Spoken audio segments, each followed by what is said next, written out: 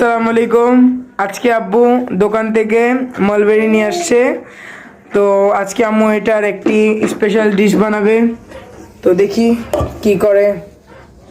তো প্রথমে এই যে মলবেরির উপরে যে এই ডালটা দেখতেছেন, এইগুলা খুলে নিতে হবে। আচ্ছা, এখন আমরা সব ডালাগুলো ফেলে নিলাম। আর এইটা হায়দ্রাবাদের সবচেয়ে ফেমাস ডেজার্টের নাম হলো শাহদুদ মালাই। এটা আমরা যখন ইন্ডিয়া গেছিলাম তখন আমরা খাইছিলাম হায়দ্রাবাদে। তো সবার আগে দেওয়া হচ্ছে ডানো ক্রিম।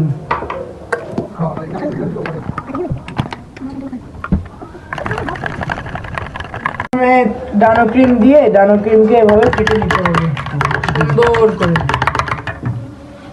তারপরে ড্যানিশ দিয়ে দিতে হবে, কনডেন্স মিল্ক। কনডেন্স মিল্ক ভালো করে মিক্স করে নিয়েছি ক্রিমের ভিতরে। আর এখন ছানা দিয়ে দিবে আম্মু।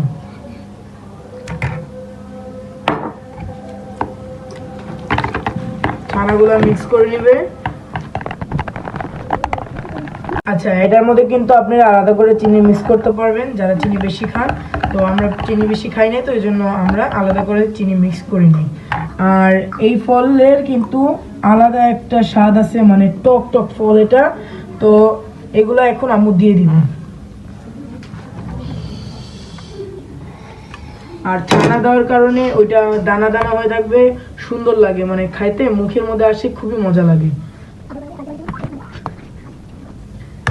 এটা বেশি নড়ানো যাবে না, নড়ালে কি হবে, যে ফলগুলো আছে এটা ভর্ত হয়ে যাবে, মজা লাগবে না, ফলগুলো মুখে আসবে না। এই জন্য হালকা হাতে করতে হবে।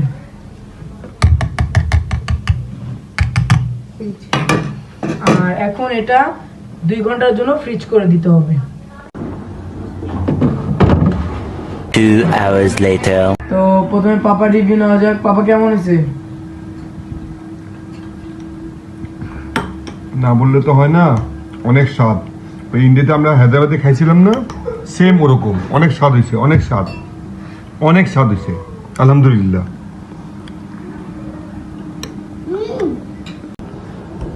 খুব টেস্ট হয়েছে। এখানে ডানো হুইপ ক্রিম দিয়েছে, ড্যানিশ দিয়েছে, তারপর আপনি যে ছানা আছে দেখতে পাচ্ছেন, ছানা দিয়েছে, তারপরে এই মালবেরি আছে।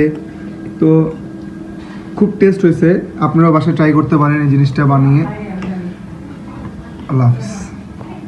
এটা আপনারা সবাই বাসায় ট্রাই করবেন, খুবই টেস্টি। এটা সিজন আছে এখন, খুঁজতে হবে, অনেক পেয়ে যাবেন।